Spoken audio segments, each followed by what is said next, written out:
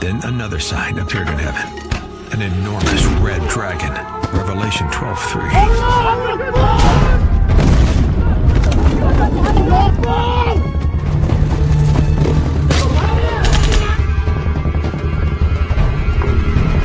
Once again, an armed attack in the Middle East, but this time it's different. October 7th was the devil's holiday. It's very hard to believe what happened, even though I was there and seeing with my own eyes and seeing them laughing and killing and having fun with it. Because if you don't open the door, they are going to kill you and they are going to kill me, so please open the door. So who are the Jews? Who are the Palestinians? And whose land is it really? Could the fate of the world, of humanity itself, be somehow tied to this place? The nation of Israel is a resurrected nation. So what if there was going to be a resurrection of another people, an enemy people of Israel? The Bible speaks about this whole war as a dragon representing the enemy attacking a woman representing Israel.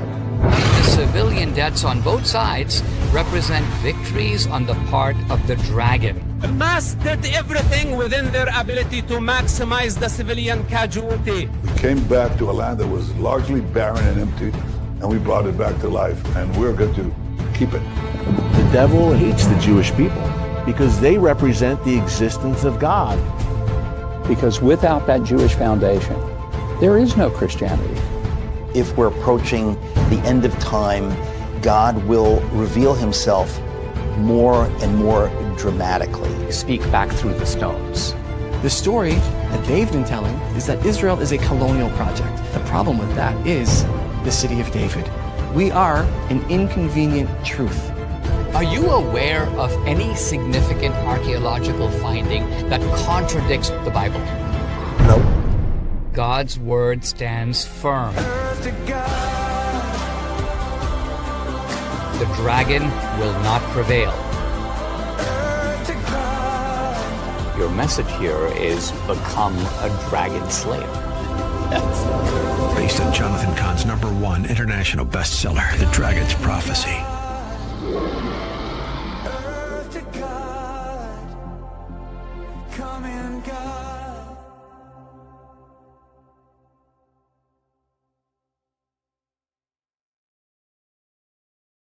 Hey guys, how's it going? Welcome to the program. Would you please give me a finger? Will you share this program? We're going to dive deep into, that technically Dominion voting has gone away. That solves all our problems. Or does it? We're going to dive into that. By the way, today's program is brought to you by the fine folks from Goldco. You know them. They've been with us for a very long time. In fact, gold is biblical. Back to biblical times. It's only when mankind and politics got involved that we moved from gold and silver to, paper fiat money. Now is the time to protect your money with gold and silver. It's that simple, folks. And so I'm asking you to please go to JovanLovesGold.com and request your free gold and silver kit today. It might even benefit you to the tune of $10,000 in free silver. I've got another thing for you. Let's see. Let me find it here on my boom. Hey, immediately following this program, only because there's so much to cover, we're going to be over at my locals. This has a part 2. We're going to go through it even deeper, but you'll get X of it here on my base channel, Rumble. And then you'll get the rest of it over on my locals, simply because there's just so much that we have to cover. So make sure you do that. What we're going to be talking about is we're going to be talking about shuffling the deck. We're going to analyze the playing cards, because you may have heard that Dominion voting system sold to No Inc., and it becomes Liberty voting. Good, bad, indifferent, solve our problems, risk, whatever the case may be. I'm going to bring you the background that most people never bother to dive into and let you decide. Is this just a shuffling of the deck? Or does it move the needle? That's the question. Does it move the needle? You got about 3 minutes. Share this everywhere and we'll get started. A man slides the deed to his house across the table. His payment? A single tulip flower. It's the Dutch Golden Age. A new exotic flower from the East arrives, valued purely as a status symbol. But then, something shifts. A strange virus twists its petals, leaving flame-like patterns. The infected blooms are hailed as art, worth more than the flawless ones. Prices explode. Coffee houses become trading floors. Sailors wave paper slips like flags. Merchants scream prices that double by noon. At this point, they are not even buying flowers. They are trading slips of paper for bulbs still in the ground. One bulb for a ship, another for a mansion. Husbands tell wives it's safer than gold. Friends whisper in ears. Everyone knew someone getting rich on petals. And as long as someone paid more tomorrow, everyone was rich today. Until one morning in 1637. The auctioneer raises a prized bulb, drops the price. Silence. Drops it again. Nothing. For the first time in years, there are no buyers. A whisper of doubt spreads through the room. Then the city. Then the nation. Everyone rushes to sell. Nobody's buying. Within days, the most prized petals can't even fetch onions. History's first financial bubble had just burst. And it certainly wouldn't be the last. True story. But that's why you need to understand history. Imagine trading on the basis of flower petals. Here we go. Warning. The following program has been rated Gilligaff and is intended for open-minded audiences. If the truth offends you, or if you are allergic to focused intensity, intellectual athleticism, or the occasional F-bomb or even irreverent humor, please switch off now. If your delicate sensibilities need to be worried about or addressed, might we recommend the Underwater Basket Weaving channel to you? Otherwise, sit back, enjoy the wisdom, insight, and wicked sense of humor. Cut the crap. How many times a day do you want to say that to politicians, the elite, the loony liberals, the fake news media, and the gender-confused, emotional socialist snowflake crowd? Cut the crap is your secret weapon for fighting for our freedoms and our great republic. It all begins with a massive mental enema, freeing you from the toxic news and politically correct views, which constipate your consciousness with stinking thinking.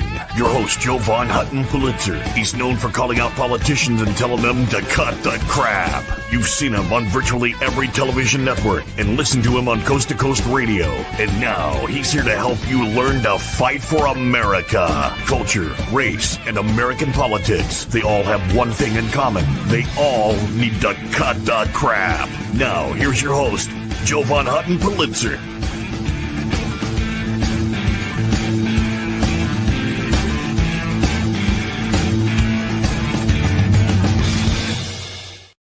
Okay, folks, here we go. We're going to be talking about, did Dominion voting systems go away, or did the dealers' name badges change? What was it? What happened, right? I'm going to ask you a simple question, okay? I hear that maybe Mike Lindell is taking a victory lap. I got rid of the voting machines. Did we get rid of the voting machines, yes or no? Right? It'd be like Obama is now going to be called Salim. Well, there's no Obama anymore, so we won. No, he just calls himself Salim. So did we get rid of the voting machines? Is that what happened? Is that a victory? Yes, no, maybe. Well, if you're a level-headed thinking person, you know it's no, no, no, period. Okay. And so they were sold And I want to tell you who. I want to give you the breakdown on everything, because my job is to make you the smartest patriot in the room. If you don't have the information and you don't know the facts, you're probably going to get conned easily.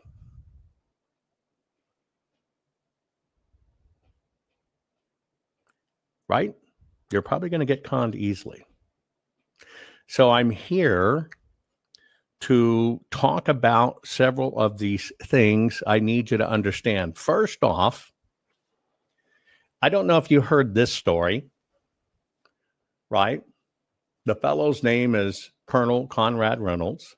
All disclosure, as I gave you this story, all disclosure, I met him in Missouri at a Lindell event, exceptionally briefly. I didn't meet him officially at the event. Somebody introduced him to me briefly in the hotel that everybody was staying at, and that was about it. I've never dialogued with them. He's part of the team with Lindell and others that, hey, don't talk to Jovan, stay away, blah, blah, blah. So I really have no true inside information, but this is something that you should know about. Well, he was actually arrested. Yeah, he was arrested. And the arrest, although it was probably wonky, okay, shows a tremendous amount of crap going on in Arkansas regarding elections. Now, this ended up with several different things going on. And you hear people promoting the hand count roadshow, the hand count this, whatever, it's pioneering, hand marked, hand counted.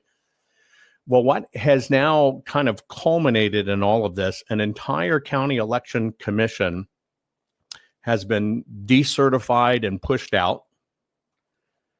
And they have been put on a 14-year probation from,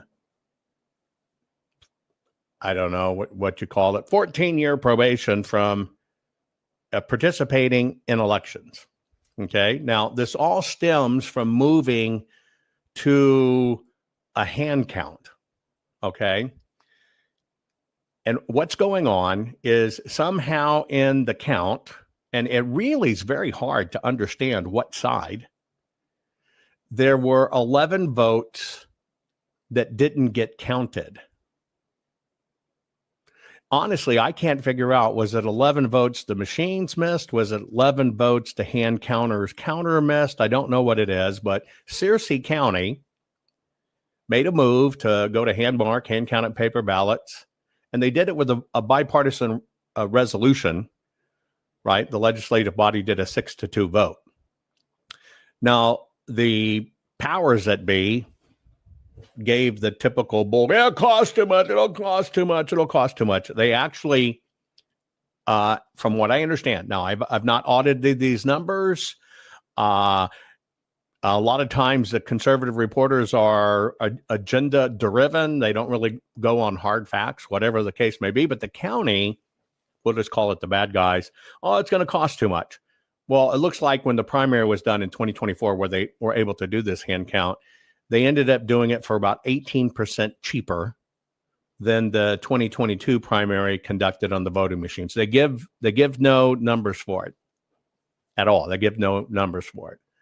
But whatever happened in this battle, right? There's been a war going on, and my only interest in this is it's about the paper, right? That's about it. About the paper, period. Now, what they did, evidently, the folks in Arkansas, right, somehow basically said, well, we FOIA'd this information and they didn't get it to us, and therefore it was a crime. All of it comes down, it seems to a $100 invoice. Yeah, $100 invoice. And I guess Colonel Reynolds, see, everybody has their own derivative. There's the John Smith plan. There's the Smith-John plan. There's the John Smith Patriot plan. There's the Patriot John Smith. You follow what I'm saying? Everybody forms their own little election committee groups, Fala, Wallas, Dallas, and somehow a $100 invoice wasn't produced. The net result was, and if I've interpreted this wrong, anybody in Arkansas, let me know, because I have just disclosed to you, I don't have contact with anybody regarding the Hand Count Roadshow, Mike Lindell, or whatever, because they've been strictly forbidden to dialogue with me or to come on the program or to talk about these things. But somewhere in the mix, somebody didn't get out a $100 invoice. And what it did is it created an interesting loophole, as I understand it. By the way, anybody in Arkansas following this, let me know if I'm getting this right. And because of that, they were able to get rid of potentially the people that voted for the move to paper anyway. What is the common thread when I give you this story? What is everybody upset about? Is it voting machines? What are all the teeth coming out for? Paper. Now, for Conrad Reynolds, who is tied to both of these things, it's his auditing company. I forget what it is. Election integrity, 3 times squared, best election integrity. I don't know what it is. And long ago, I've decided I don't like the word election integrity, the phrase, because there is no integrity in elections. It's a misnomer, okay? But when you get focused on the paper, something interestingly happens. Now, what you're watching is, and I would think that everybody in the world would be pissed off at Lindell about the lie about the machines, the lie about the PCAPs, but everybody's moving on. Yeah, it was crap. Moving on. Okay, no problem. I love crosses outside church. Reynolds evidently got arrested because he happened to be at a polling site. He was arrested for his behavior, arrested at a polling site, okay, outside Batesville. Now, get ready for this. And the offense was he was talking about votes within 100 feet of a polling place, and he did this at 29 feet. And he was wearing a black shirt that and a lanyard that said official paper ballots. Yeah, I want to state that right.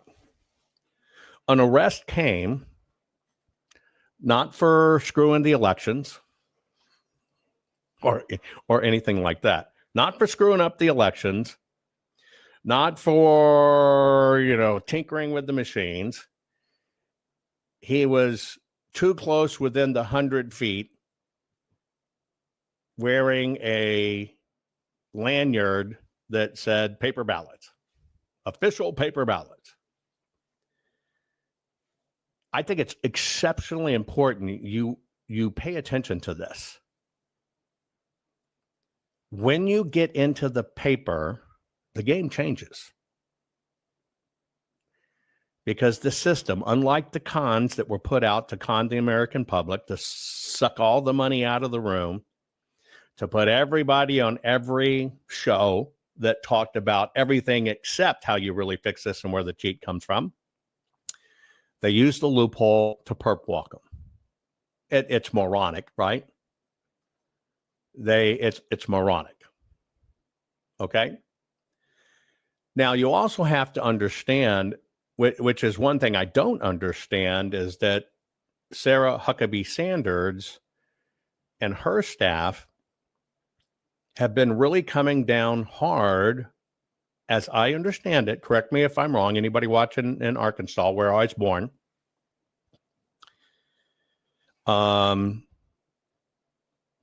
they just want to make sure the machines stay in.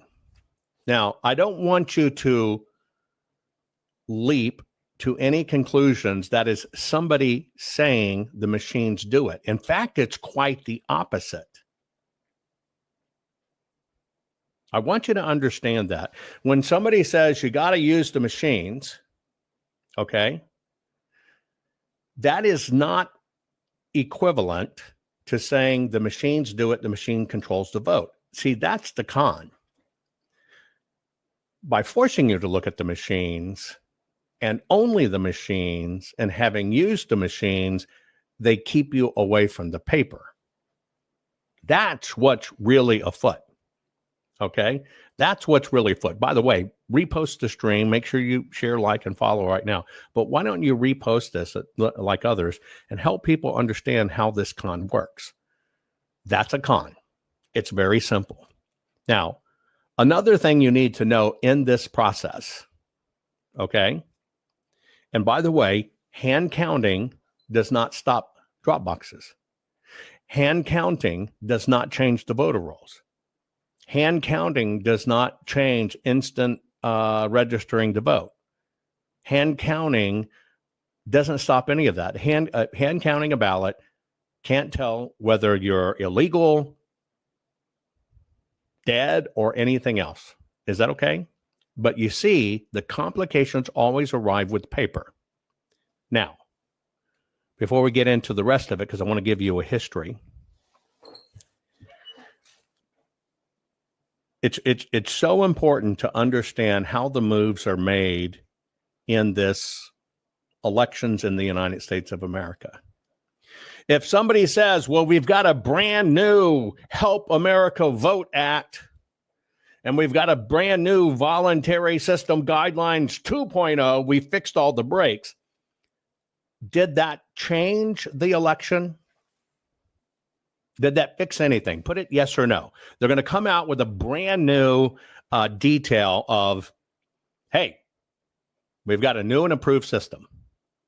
Does that change anything? It doesn't. Now, let me ask you, if they came out with new and improved, inspired by Mike Lindell, voting messiah, everything's fixed and special system. If they came out with a title like that, would that convince you? Would that convince you that our elections have been fixed? That every problem we have in elections have been fixed? Would that convince you? No.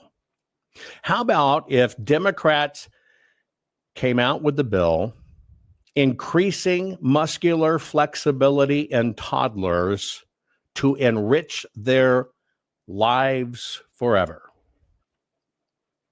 Sounds nice, right? Wouldn't it sound nice? Until you find out that the way they're stretching this muscles is sphincter muscles because they're raping children. But it sounds like they're doing good for them, right? Until you look under the hood. That is how every bit on both sides of this crap works. The system believes and knows. It's just sad, and knows. If they just sprinkle a little words, that you'll think, yay, it's fixed. It's kind of like going to court for getting sued for defamation. The court finding that you did in fact defame, the court ordering you to pay money, but it's strictly about the defamation of an individual, and you go on a tour, I beat Dominion, I whooped them in court, I brought it all to court. Did that happen? No, it didn't happen. But people don't pay attention to facts. See, the system knows this. And that's why I want to get right down to this issue, which I call shuffling the deck, and you're going to be able to decide on your own. Now, here are all the headlines you're getting, you're receiving, and how this junk works. All over the place, You are hearing Dominion Voting Systems sold to company run by former Republican election official. Now, let me ask you a question. And by the way, I've given you downloads. You probably got 3 or 4 downloads, right? Over on my locals. I've given you the timelines, the names, the numbers, the information, everything. I've given you all the background on every bit of this so you can audit my words. You can do investigations on your own. You can decide what the facts is for yourself. Don't listen to me. Inspect the facts for yourself. Okay. So if Dominion Voting Systems were sold, okay? If Dominion Voting Systems, it doesn't say Dominion Voting Machines, Dominion Equipment Company, it says Dominion Voting Systems. If it was sold, does that fix the problem? Yes or no? Just put it in chat. The fact that it got sold, does that fix anything with elections? We're taking just the one fact. Does it fix anything with elections? No. Now, here's the second part of the question. If it was sold, does it further fix it that it was sold to a former Republican election official?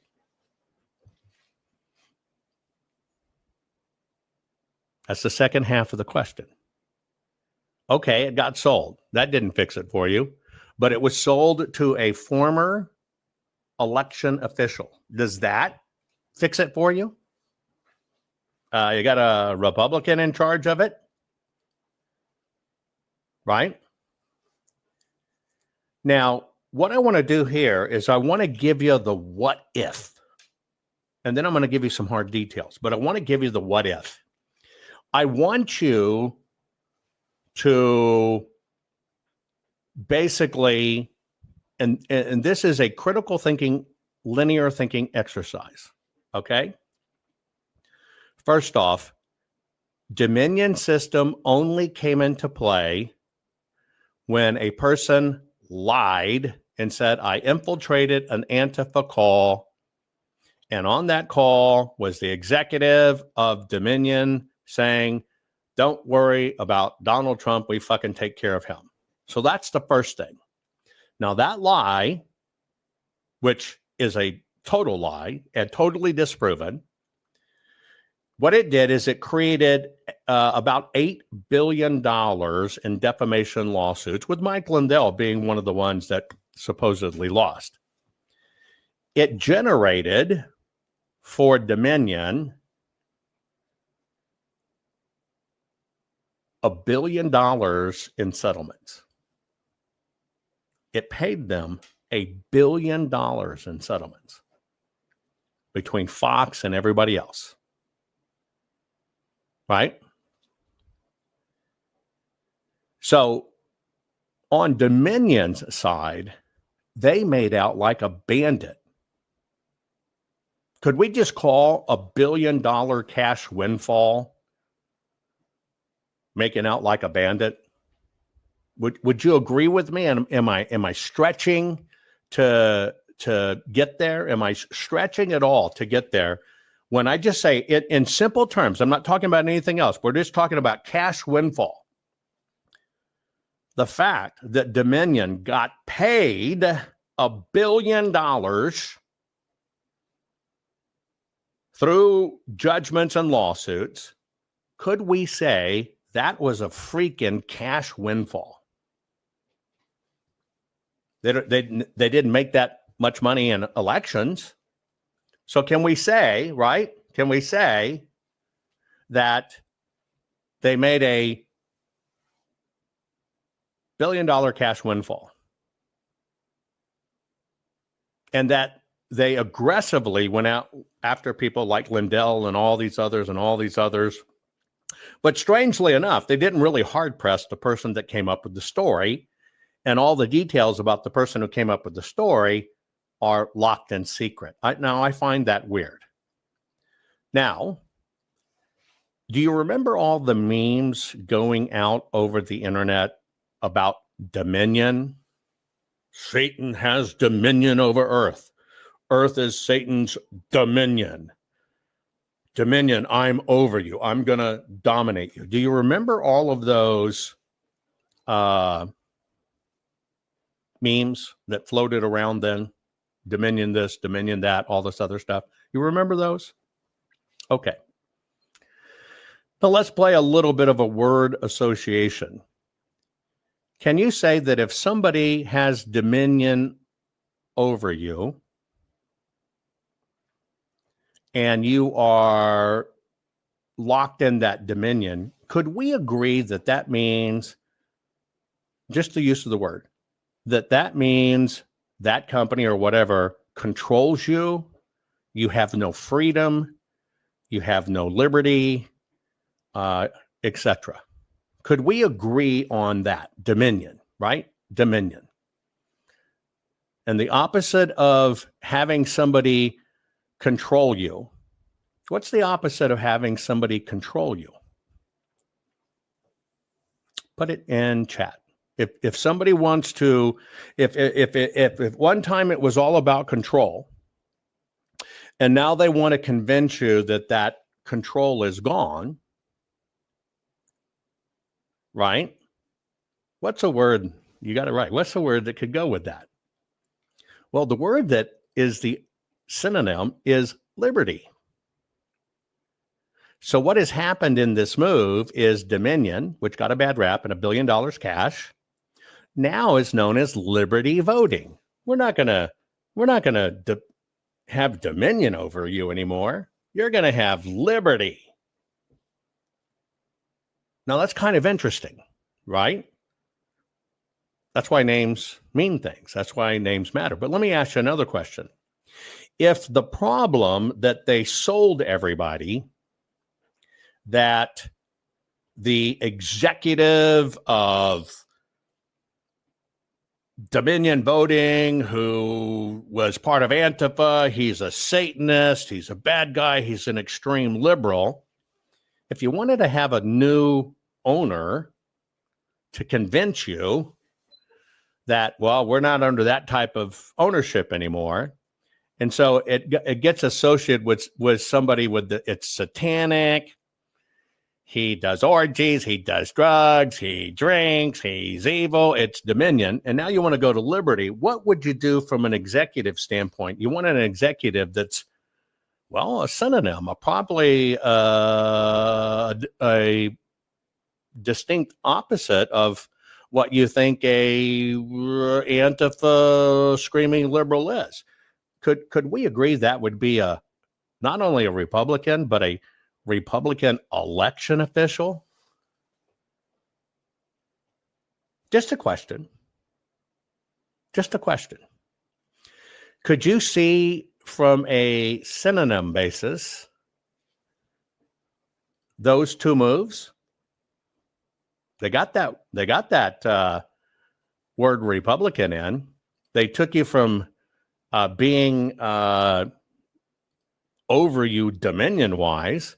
Hell, they even worked in Republican, but it's a special Republican. It's an election official, former election official Republican. Now, let me ask you the question, just on the face of it, just on the face of those things, can you see possibly wordplay, keywording, impression selling in process? That's just a question. Can you possibly see that we're doing a little bit of a keywording and a psyop? That's what they're doing to us, right? Okay. I think most common people can see, let's just get past the words. Here it is. They've gone from dominion overs. Now we're going to have liberty. And it wasn't an Antifa Satanist. And now it's a Republican. Yeah, it's a Republican election official. Okay. So now we've kind of set certain things about it. That's what's happened, right? And so now what's happened is Dominion Voting Systems is no more. Now I'm gonna stake my stake in the ground right now. The entire Antifa call, the machines did it. The machines swapped votes. Was 100% psychological warfare and a con.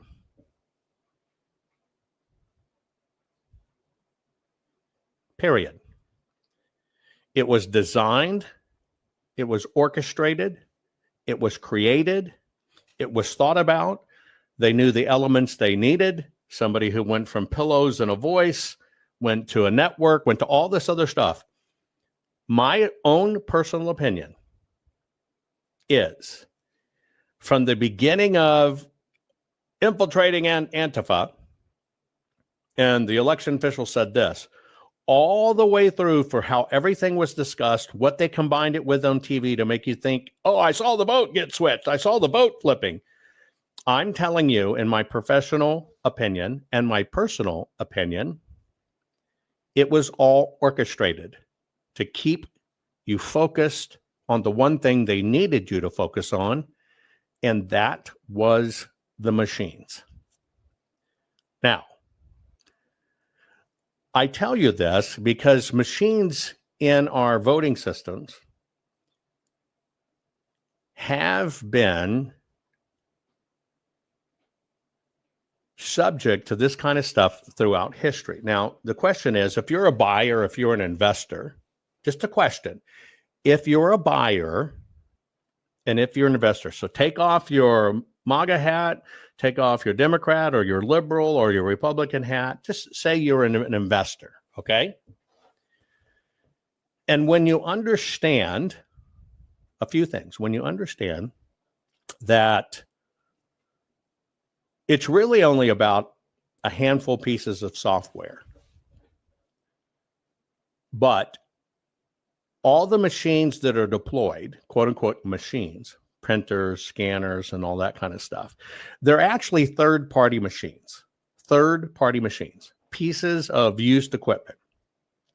You know, and I know, because I showed you this before, that the actual Dell server piece of equipment that could be used on our Dell thing that runs EMS is a computer that 5 years ago you could buy for $526, that these contracts sell for $36,000 under a lease. So you know how that racket goes. Now, if you were shopping for something,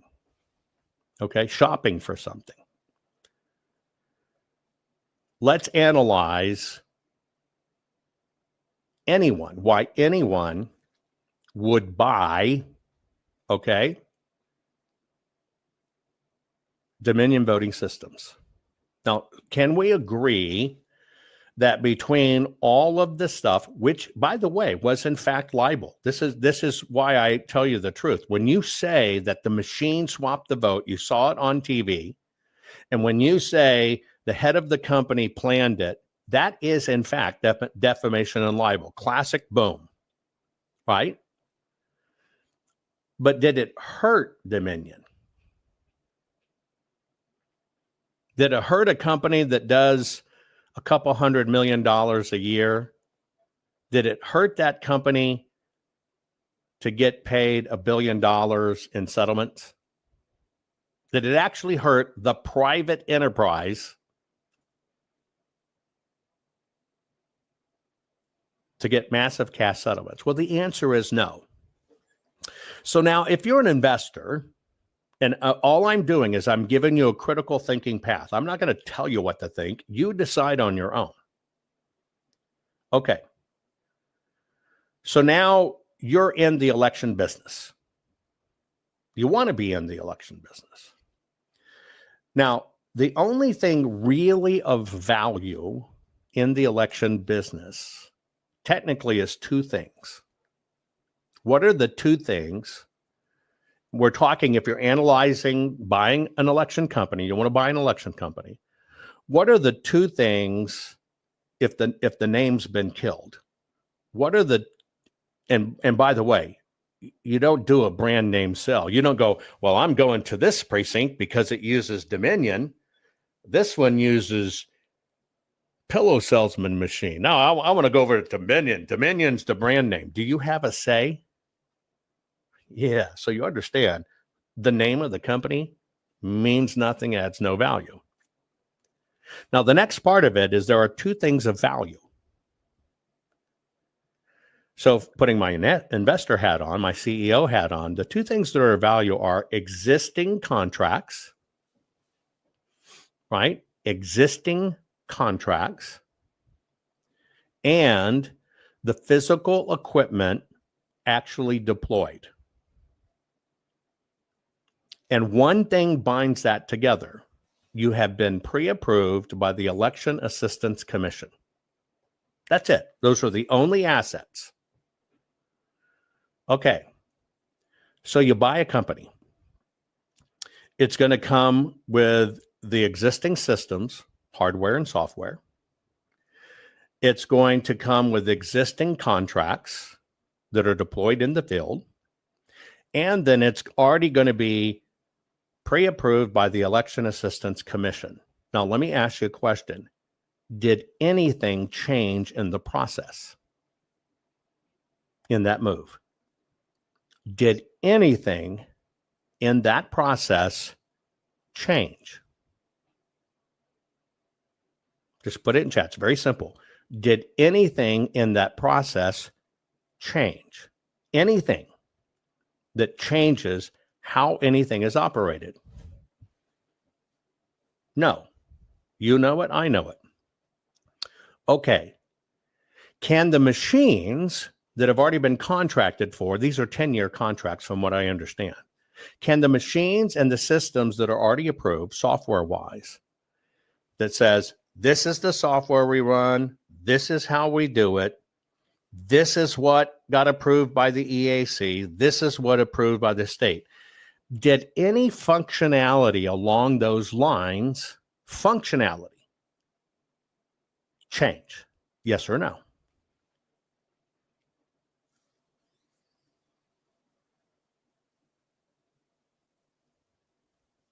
Of course not. Nothing changed. Now, I want you to understand why nothing changed. Because if you change the software and if you change the hardware, if you actually change it, you have to go back through the approval process. Oops. So in this move, and I'm just going it layer by layer, just layer by layer. Were the playing cards just shuffled, or did it actually change anything?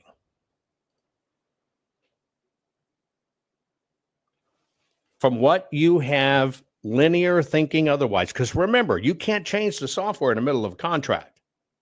It's approved for that software.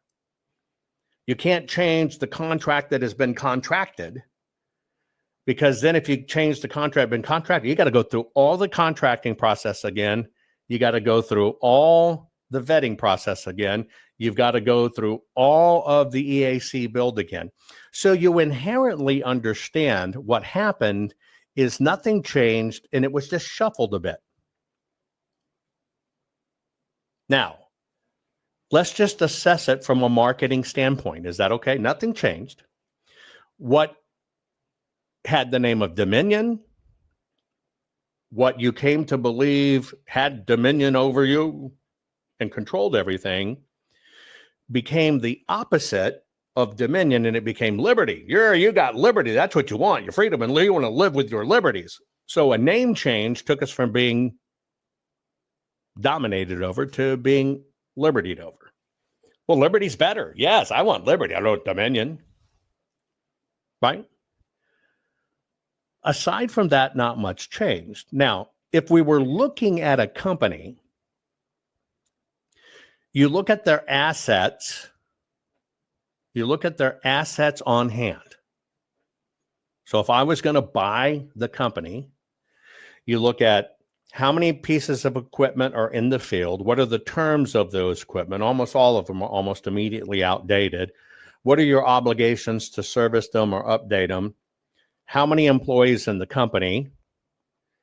How much cash on hand?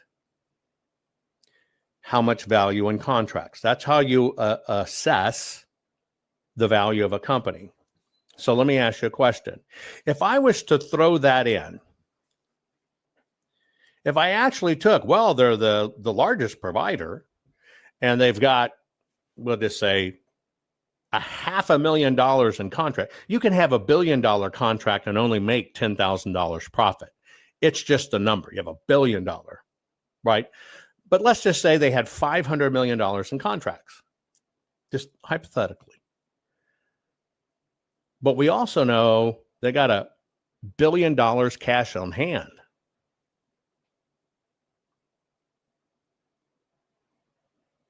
Why?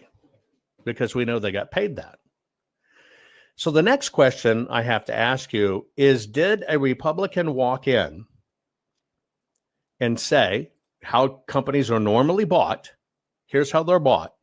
It's what's called multiples. They look at contracts on hand, liabilities, what it costs you to run it, what space you're in, and they determine what's the value for your company.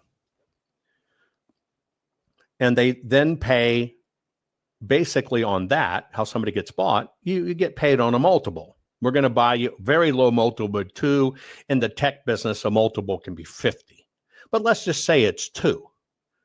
So if you valued this company at, and it had in actual assets, $1.5 billion worth of assets, contracts, those contracts are for 10 years, 80% of them have been renewed. They're only in the first year. That, you understand, that's just going to keep on renewing. Let me ask you a question. Do you think a Republican anything walked in and gave Dominion $1.5 billion for that company, or gave Dominion $3 billion, a 2-time multiple for that company? Do you believe that a singular company, right, that's known for about $53 million in sales, I'll get into that, right? Do you think they walked in to Dominion and plopped down $1 billion, $1.5 billion, $2 billion, $3 billion? Do you think somebody walked into a company as severely damaged as Dominion? Let's just call it like it is. They were decimated. Do you think somebody walked in and plopped that down?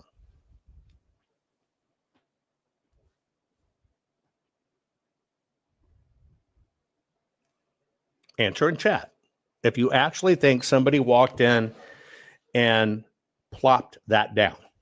Because it's kind of like, if you were going to sell a $100 million lush finished out jet that has a street value of $100 million, but then you find out it was Epstein's jet and it was the Lolita Express where everybody spilled all over the plane, it's not going to bring $100 million or anywhere close to it. Nobody wants anything to do with it. You follow what I'm saying? It's going to come at a serious discount.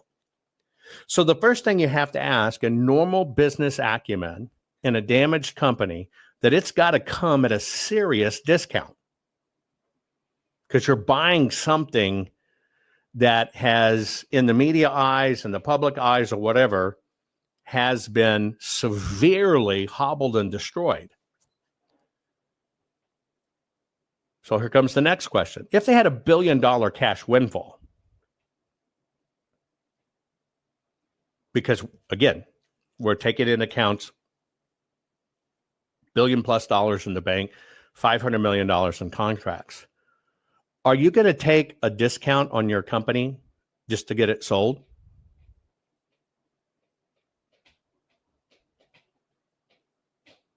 Just a question. I can't see how anybody logically is going to buy it. But are you going to take a discount just so you can unload it? You got $1 billion in the bank in the company's name. It's the company's money. And you got all these contracts out there. Are you going to take a discount just to unload it? Are you going to sell it for 100 million, 500 million just to walk away when you got $1 billion+ cash in the bank? Well, the answer is in the business realm, no. Which means it's possibly going to be some sort of blended buy. Now, here's how it works. You might buy the company saying, okay, guys, look, you take all your cash.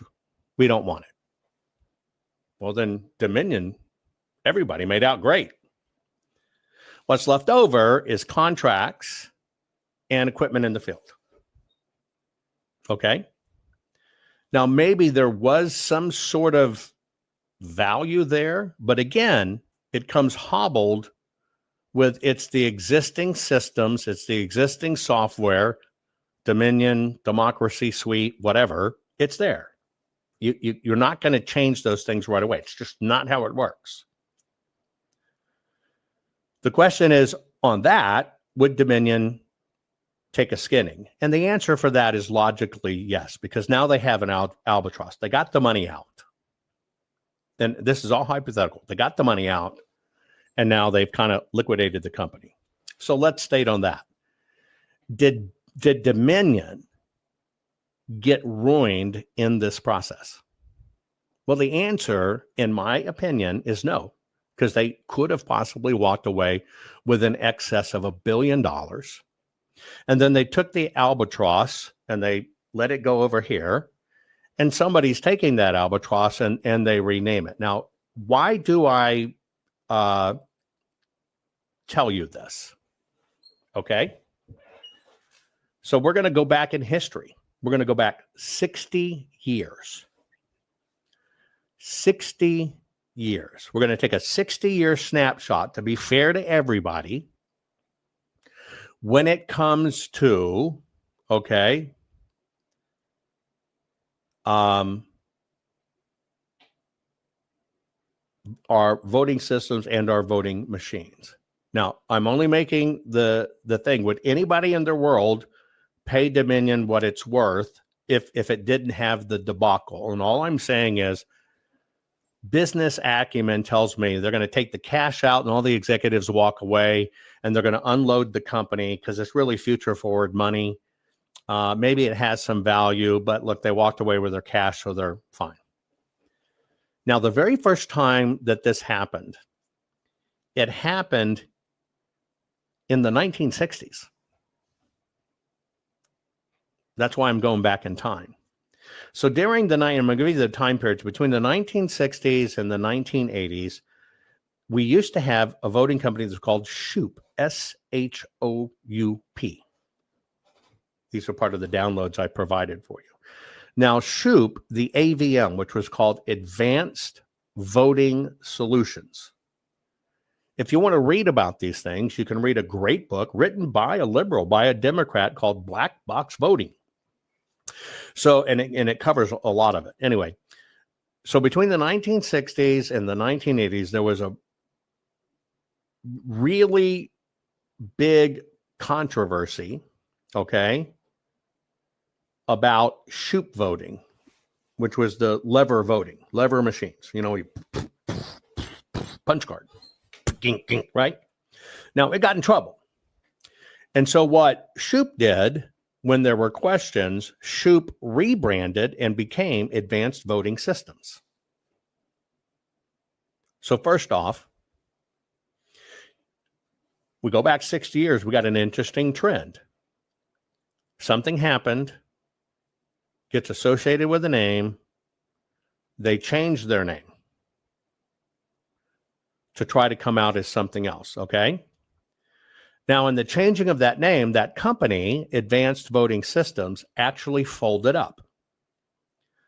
But some of the assets, some of the contracts and stuff were bought by a company called Votomatic.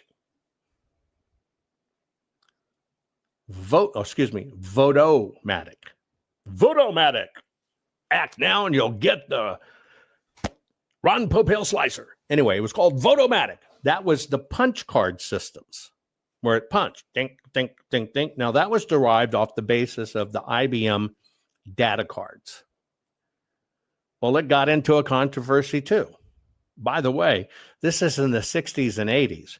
Don't forget, in the 2000s, this came into play, this particular stuff. You know it as the hanging chads issue. So it didn't go away.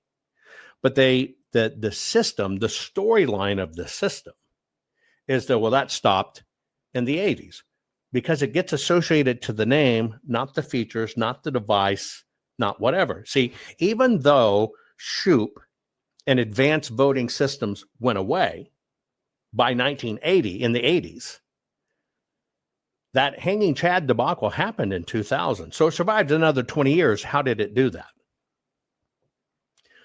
So I tell you this because if I was just to take 1960 through 1980 and look at what we had in the United States, etc., when a lot of stuff was manual, and when the controversies came in regarding machines, when it truly was a voting machine, the pull-o-matic, the jack-o-matic, the screw-o-matic, those were literal machines.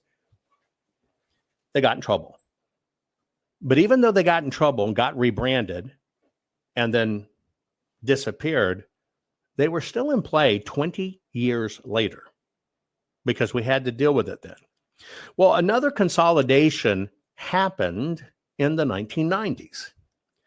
Now, this is basically what the industry, if you really understand your history, the industry calls the consolidation wars. There was a really big roll-up that you had all these little players that were approved at all different places, and somebody gets, you know what, we need to turn this into maybe one thing. And so what we had back then was called CES, Computer Election Systems. Computer Election Systems eventually merged and it became BRC, Business Records Corp. Right? They had trouble. So Computer Election Systems had trouble. Then they basically merged into Business Records Corp. They had trouble. Then ultimately Business Record Corp was acquired by American Information Systems. That's AIS. It acquired the entire election division of Business Records Corp. Okay? So this is in the 90s. Now, what this is mergers and acquisitions, rebranding. But did the systems and machines go away? Well, the answer is no. It didn't go away. So basically what happened, the SHOOP AVM, right, which became Vote-Matic, with all these elective roles, became Computer Election Systems, Business Records Corp, which became American Information Systems, AIS, when they acquired it in 77. Then it became something new. Again, because it was always having problems. There was always questions. What did it become? Well, you know it today as ES&S.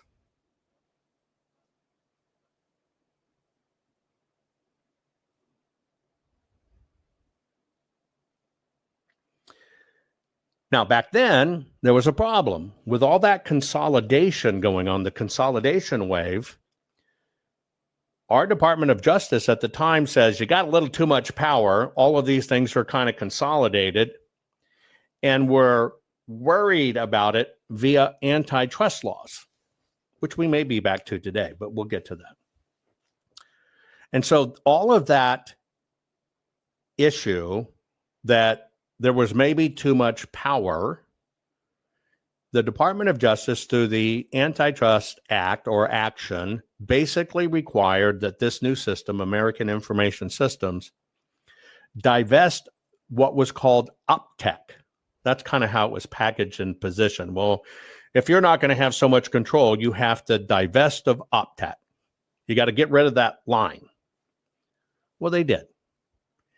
And that line became what you know as Sequoia. Okay. Now, Sequoia introduces the future to election. Now, the future to election is we're going to have great optical scanners and we're going to have DREs, direct recording equipment, which means the person doesn't mark the ballot. You mark the screen. Because, see, people are too stupid to fill out ovals, and it's too hard to read, and we don't want squiggly wigglies. We want it perfect within line, so we want the machine to be able to print in the oval, and that's what makes a vote. Well, Sequoia boomed, and counties started moving to direct recording equipment, DREs, okay? So they dominated the market. So through the early 2000s, okay, a couple of things happened. So we still had these legacy systems, which were the hanging chad. And all of this was now under a company that had picked up this stuff called Diebold. Do you remember Diebold? I think they were probably cash registers, point of sale systems, etc. Diebold, okay? And so what happened is a new company was formed called Global Election Systems. Now, let me ask you a question. When it comes to elections, do you want anything global? Hell no. Okay. So what happened here is a new player in the market emerged called Global Election Systems. Now, on the Global Election Systems, because there were some issues with Diebold, everybody's saying Diebold bad, Chad issue, everybody's screaming Chads and this and this and this and this, which, by the way, was the very first kinematic artifact detection, because it's looking at the state of the paper and the punch and seeing what state it's in, and did a human do it, was an accident. But most people don't know their history, so you don't know. Looking at it kinematically has been around for a long time. Anyway, so Diebold got sold to Global Election Systems, and it got renamed DESI, Diebold Election Systems, Inc. Okay? Diebold Election Systems, Inc. And that became the predominant player. However, there was a little bit of a mud mark on this sale, because the key executives running the elections, global election system, the key executives in the companies had a problem. You can read this in about black box voting. I'd highly recommend it. And I probably posted it on my stuff somewhere at one time. It's out of print. The executives, the key leaders, the key drivers, the key executives had prior convictions for embezzlement and fraud. Well, when some of those convictions got known, that, well, holy shit, these guys have been, these guys that founded this have been convicted of embezzlement and fraud and all this other stuff, right? And so what happened is the industry, again, had to go through a rebranding. I've told you about this even in podcasters and stuff. I warned you many months before it actually happened. And you saw it. They're all going to rebrand, which they did. Now, what happened is they rebranded again, and that became Premier Election Systems. That happened in 2007. Why? Because everybody was talking about security issues. Now, what you should know is it just keeps rolling.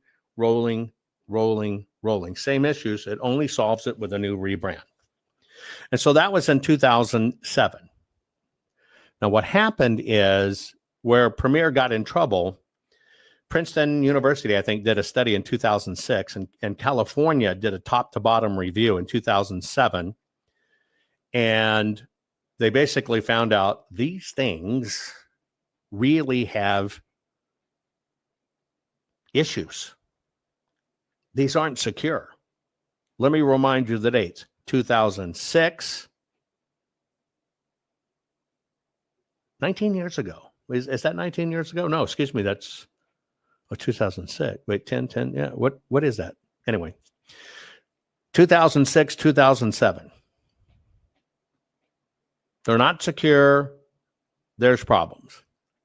Well, what did they do? Well, they caused a shakeup in the companies, but they found out a little bit more. Besides these bad executives, the actual Diebold chair that was involved in all of this was raising political money for candidates. So how can you run an election and have a definitive choice of a candidate that you're pushing? So it caused a huge, and you're right, Desi has some splaining to do. Basically what happened is it caused a huge controversy. And so the way they solved that is you can't be an election official and you can't have political activity. Okay. So then it all comes to bubble a service again, and now in the true mid 2000s, and it came to bubble in the mid 2000s as what was called the Smartmatic Sequoia entanglement.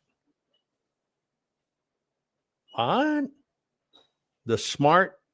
And yeah, don't worry, because they're going to introduce Patriot voting systems soon. Anyway, the Smartmatic Sequoia issue had happened. Now, what happened in 2005?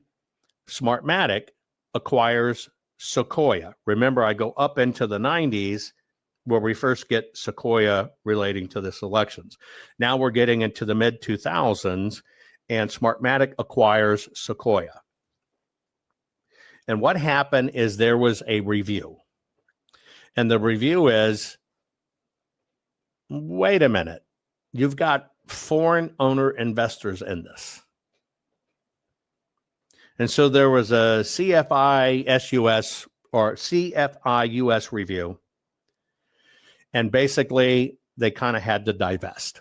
You got foreign owners in it. So this happens over a period of a few years. So you get to the next phase in this stuff, and that's 2009 to 2019. This is called the Premier Sale, the Antitrust, and the Dominion Entry. Okay, so this is what happens when we get into this. So 2009, 2010, there's the Premier Sale, there's the Antitrust, and there's the Dominion Entry. So Diebold Premier, which sold to ES&S in 2009, which the Department of Justice forced divestiture in 2010. So this company comes up called Dominion Voting Systems, and it acquires all of the assets of Premier, and all of a sudden it goes from nothing in a name, and it's a top tier 3 vendor. Now you understand that was a purchase and a name change. Boom, you're in the top 3. Okay, so in the 2010s, now we got an issue. This is where what happened is the private equity markets, meaning big investors, Blackstone, all those guys, private equity markets, they enter the election machine business. Now, I want to tell you something here that's always been a disconnect for me. Elections are based on being secret information and stuff. And these election companies are all private, and they don't release their financial information. Let me go back. We're doing all this based on the premise that our elections are private, our elections are secret, whatever the case may be, and all our elections have to be maintained that way, right? And we're working on that. This all has to be private. People aren't supposed to see it, right? Nobody's supposed to know what's happening. Nobody's supposed to have inside data. So the very first thing that came to my mind as I'm doing this historical research, I'm going, well, what I know about private equity markets, they're buying a revenue stream. Remember, private equity is handling retirements, handling all this stuff. They want to guarantee there is a return on investment. Well, these voting systems jockey back and forth. So my first question is, why would a private equity market get into that? Maybe to have inside information, but then when you understand in a private equity market, which you see a lot of this stuff going on with BlackRock today, you can have a hell of a lot of influence on lawmakers. You could probably influence them. You need to use these machines. Why? Because you have an investment in it. I think that was all very dubious to begin with. But what happened is that's when Hart InterCivic, which goes neck and neck with Dominion, took from HIG Capital an investment in 2011. So now you got the private equity coming in. So remember when I told you that the Shoup people got in trouble in the 1960s through the 80s, and that advanced voting systems actually folded. I gave you the dates. So it was 1960 to 1980. Shoup became AVM, Advanced Voting Solutions, and then it became all that other stuff. Well, Advanced Voting Systems, which was supposedly folded up in the 80s, actually only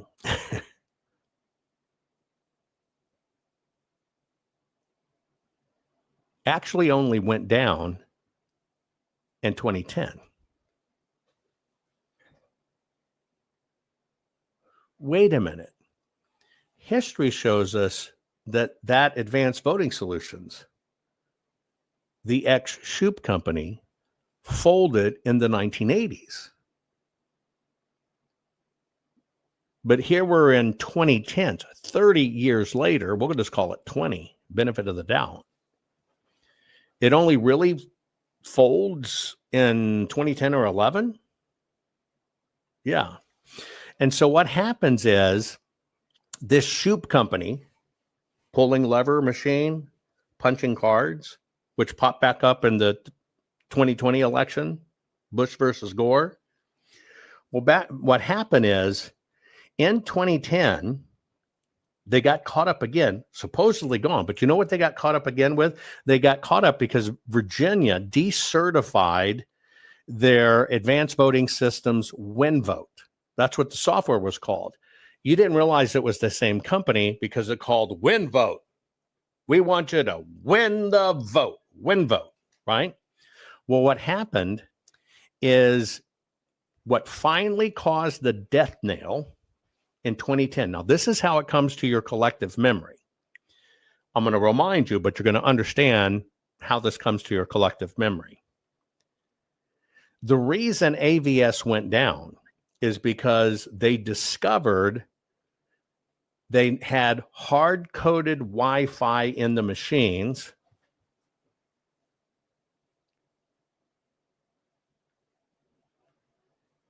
with the password setting being ABCDE. Now, that was in 2010. Where have you heard this stuff before? See, that's where it came up. All these machines aren't supposed to have Wi-Fi, be connected to the internet. That's where the myths started being. But in 2010, it was still there. It was there, period. It was hard-coded into it. But see, enough people back then were still thinking modems, which is why to this day you can see them testify before Congress. We don't make machines with modems connecting to the internet. Yeah, no shit. Nobody makes modems anymore. But their controversy was the actual password, right? The actual password was ABCDE. Now, they got better because they did it 1, 2, 3, 4, 5 later, but we'll get to that in a moment. And so what happened in all of this stuff doing direct DREs, right? You know, direct optical readers where you punch the screens and it prints the ballot for you. Digital recording. The states got rid of that, and all the states in 2010 shift back to basically paper-based optical scanning systems. So now optical scanning systems become the standard, right? Not a person's going to sit there and look at the ballot. A machine's not going to mark it, but we're not a person's going to sit there and look at it. I mean, and count it like it used to be. We're just going to move to optical scanning. That's what we're going to do, optical scanning.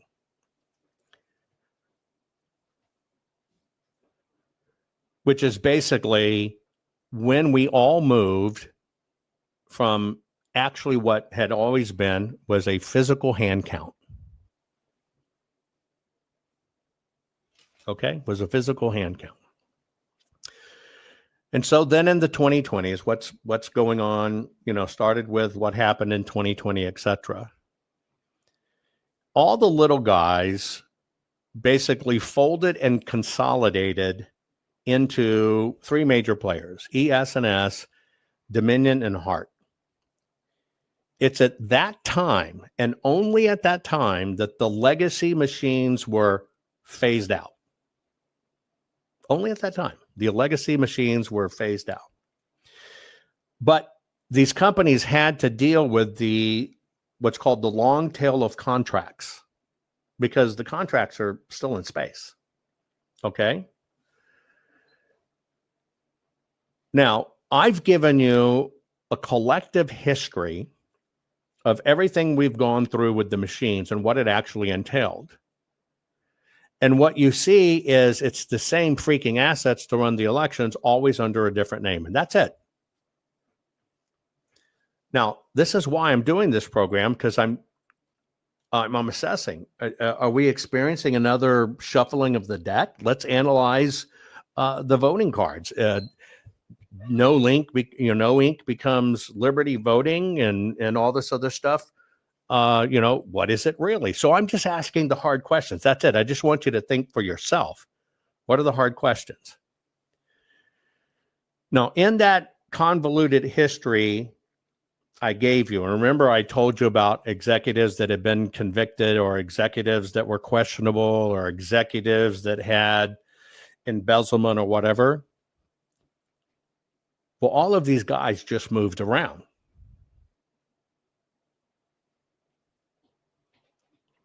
If we were to look at founders from a founding standpoint, it was Bob Urosevich. I think that's how you say Sevich. Urosevich. Bob Urosevich. He's the one that co-founded American Information Systems, and he went on to co-found ES&S. He founded ES&S. All of those moved around. He later became the president of GES, Global Election Services. So you see, the company stayed around. He founded one, then he moved over here and founded one called Doble. That was in 2000.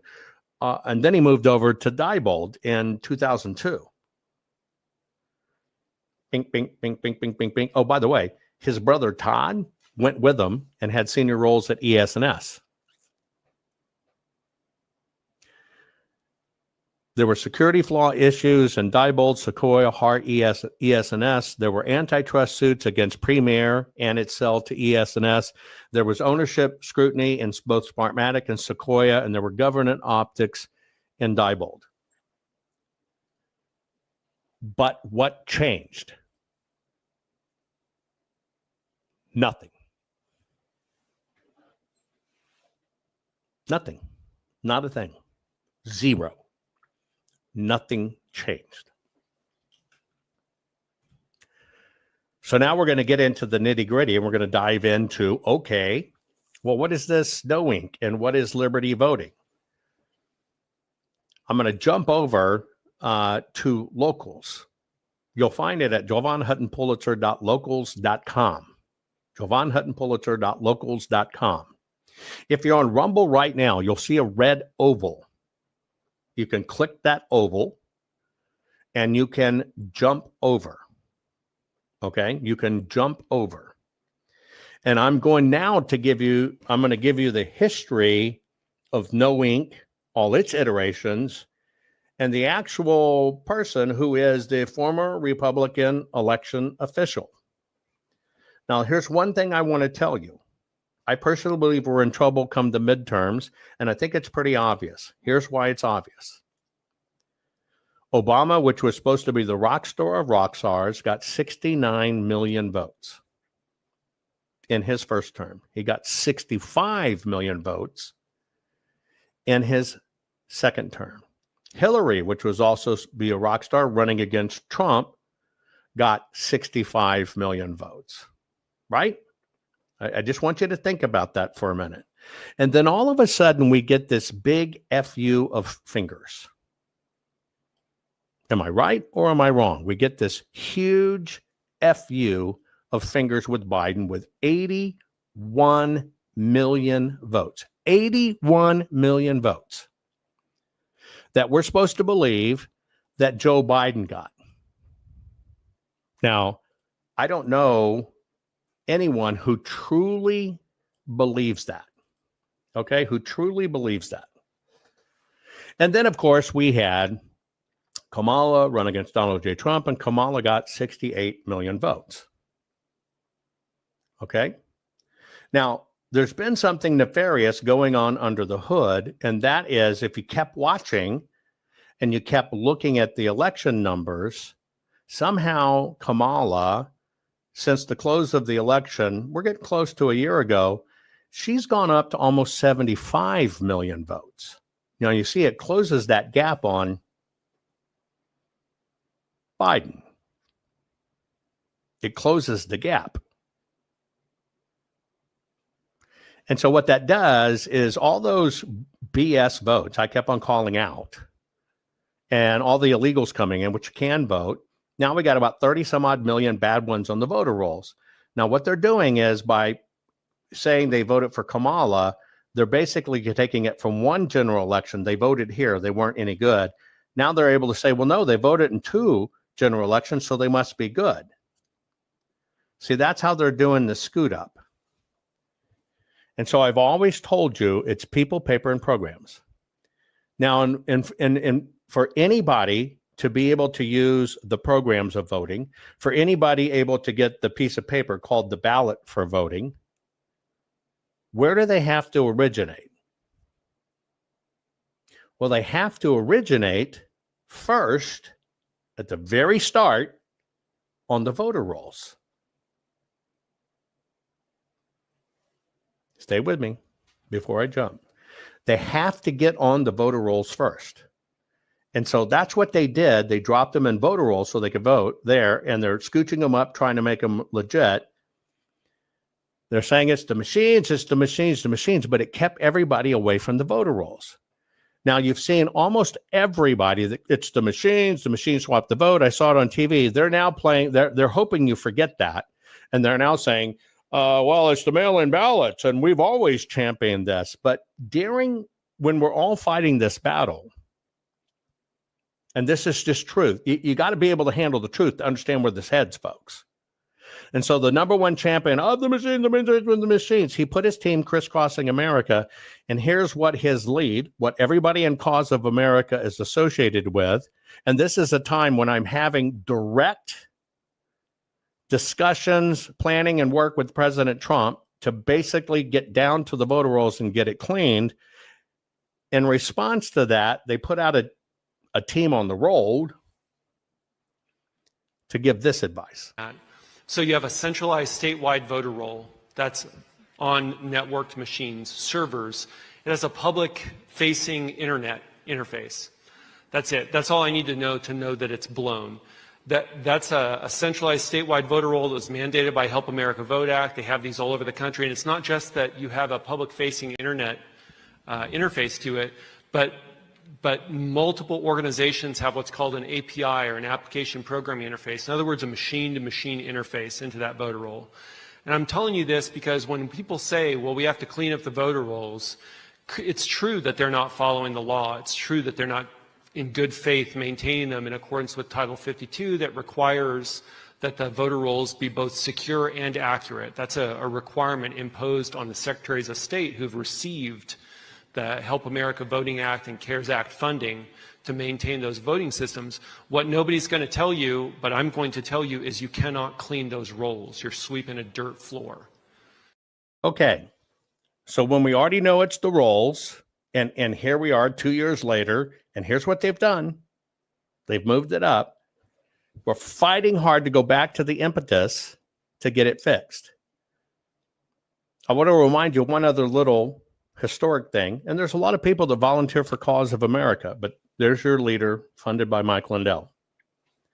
I want to go back to the very beginning when some of you might have been exposed to me for the very first time. I am testifying for the Senate in Georgia on the status of elections and what's happening. And when you go back to see me, there was an extremely viral video. I mean, it went everywhere, right? And the systems tried real hard to suppress it. And that's where a lot of you got to know me, because I'm saying, wait a minute, if the 2020 election was basically a mail-in election, they'll have fixed folds. And we can at least see if it was an official ballot or not by just the kinematic detection of that fixed fold. It's where a lot of you got exposed to me. During that same testimony, it just so happened that researchers and investigators in the field while we're tracking down stuff, seeing thermometers communicating, seeing televisions communicating or whatever. My lead that was doing that actually was able to see the system being the poll books. Here's how they're checking in voters. Here's how they're doing this. It was all like out in the open. And you remember me saying, hey, because it was actually happening right outside the courthouse or whatever, at the courthouse location from where we were having this Senate meeting. And I'm telling them, man, they just left the door open. Wasn't hacking at all. It's just left the door open. Right? And we can see everything transacted, and we know these things are hooked together, and you can eventually work your way into the system. Well, you saw Ratzenberg attack me, and you saw that Gabriel Sterling came on, no, it's not true, and it's not this, not this. Well, I want to remind you of one thing you may have forgot. What we were looking at, and the entry, was through the No Ink poll pad. That was the gateway, the No Ink poll pad. And we can see it all transacting. And so it is No Ink that has now bought Dominion, that has now redone themselves as Liberty Voting. But what you have to understand is we even showed the information. All of these poll pads are wired into a wide area mesh network. There were 6,996 of them deployed, rough terms, and they all kind of talk together and they kind of see everything. And it's an initial gateway into the system. And they put out all kinds of warning. Make sure on this, you turn off the toggle. Make sure you turn off the toggle. Make sure so nobody can see it. Well, that was No Ink. It's how you got to know me. It's how you got to say, something's going on because you can see a lot of these things. And No Ink is the provider of that, the largest provider of that. And this is what has now become Liberty Voting. Now, I'm only giving it from my both personal and professional opinion what we found. The bottom line is, even as I started the program, it always comes down to the paper. Paper is where you get to nail bad guys doing bad things, but you got to have the paper. This is why the system fought the Arizona audit so hard. You'll get a link here in a few minutes. Join me over at Locals where we go into the next phase. Our courts are based on clear and convincing evidence. Want convictions? Want justice?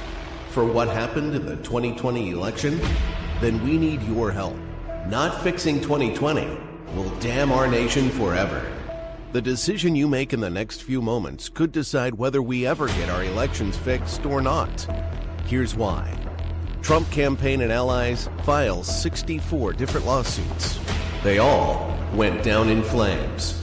100% of these cases were presented on It's the Machines, or The Machines Changed the Votes, or The Voting Company executive said he would make sure Donald J. Trump would not win. They all went down in flames. Why?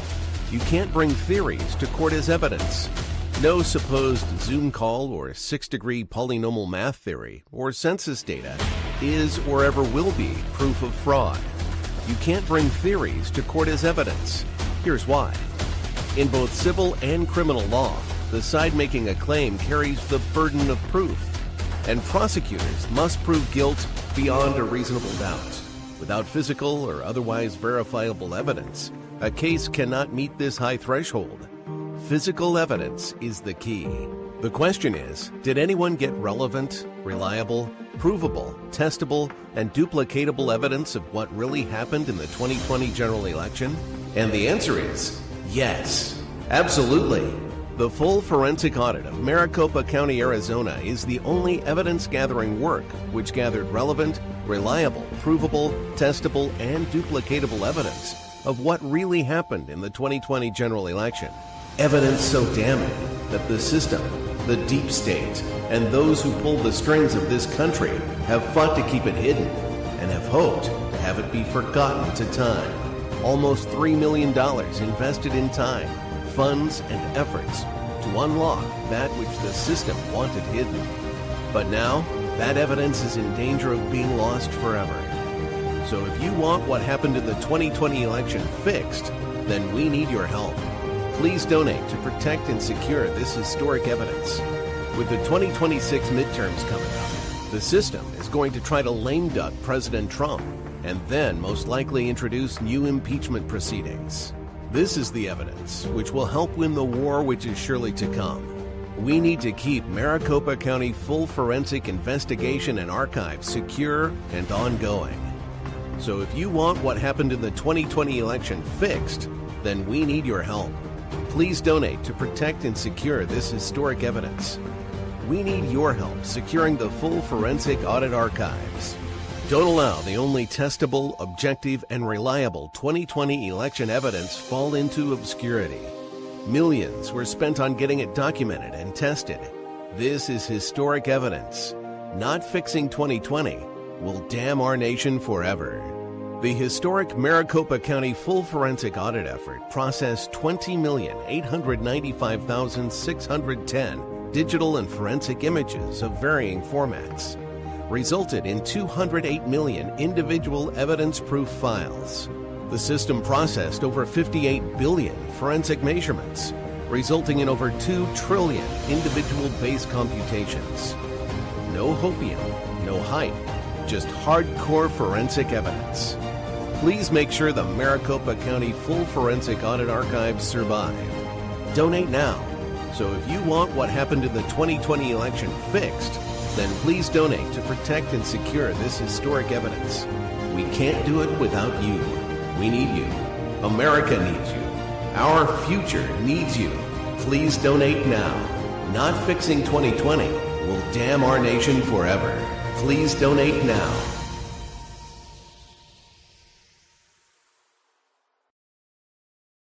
This crazy world is telling you your sons can be daughters and your daughters can be your sons. When will the madness stop? Never. So you have to decide, will you comply or defy? They tell us all, you will own nothing, eat bugs, and be happy. Is this why America's largest food processing plants and food supply plants keep burning down? Do you really think this is a coincidence? Of course not. The system is telling us right to our faces what they have planned for us. You have a choice. Comply or simply defy their plan for us all. Defy the system's plan and execute your own plan. Abundant, safe, secure natural food supply. Introducing the Food Forest Bible. This bestseller by JovanHuttonPulitzer is the single most complete, executable, easy-to-follow plan for sustainable, self-managing food production for self-sufficiency and food security. For the first time ever, a coffee table, heirloom quality full color book which unlocks the ancient secrets of creating a food forest. Imagine planting in a way which requires no digging, no pesticides, and creates massive ancient food abundance. No fooling. Food forests are the ancient secret to planning and planting once. And have your own Garden of Eden, which will feed your families for decade after decade. Buck the system. Buck the New World Order and order your very own copy of Jovan Hutton Pulitzer's Food Forest Bible. Learn how to create a sustainable, self-managing, natural food production for self-sufficiency and food security for your family. Side yard, small yard, backyard, backlot, or even lots of acres, the Food Forest Bible works for everyone. Order on Amazon, hardcover, softcover, or ebook. Don't comply. Expertly defy the system.